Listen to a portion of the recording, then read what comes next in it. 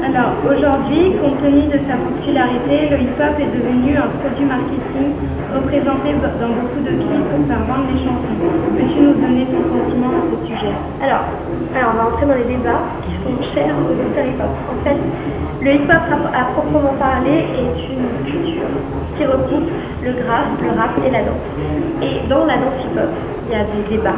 C'est-à-dire qu'un danseur puriste hip-hop va se dire que la danse des tribus n'est pas du hip-hop.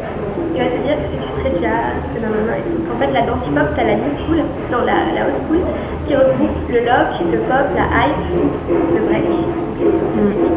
Et tu as la new school, alors là aussi il y a des débats, etc. avec la house. Enfin, la house ne fait pas vraiment partie du mouvement hip-hop, mais bon, bref, etc.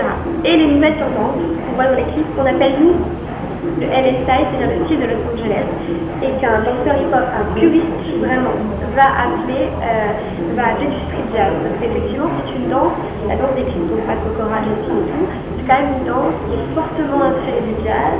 Et en fait, il y a plein de choses. Il y a plein de choses. Donc voilà. Donc pour moi, le clip a servi effectivement à la promotion du hip-hop, mais si tu regardes un clip de rap, si tu regardes un clip R&B, c'est pas la même chose. Tu vois, et le rap est plus proche du hip-hop avec malheureusement les meufs à poil, le string dans les fesses, etc. Avec une image très vulgaire de la femme, avec une danse. Savoir danser pour vendre une chanson ou... Pour vendre une chanson? Oui.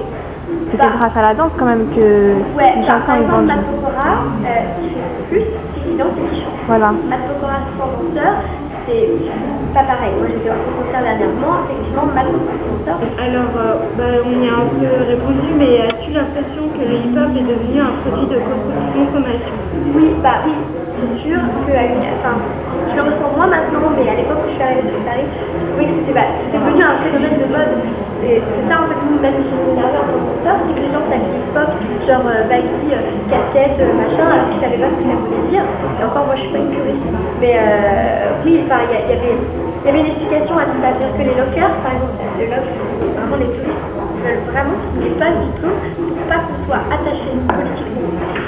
Parce que dès que tu rentres dans comme le classique et tout, après tout ça c'est politique. Tu vois, il y a des écoles, moi j'ai une école en fait, c'est une grande danseuse classique qui est décédée il y a pas longtemps, Rosella Alcoa, et son école, elle est allée par quelqu'un d'autre, et tout ça, la gestion de cette école et tout, c'est politique. Parce qu'ils sont attachés au ministère de la Culture, et que pour les subventions, ça c'est obligé de les subventions.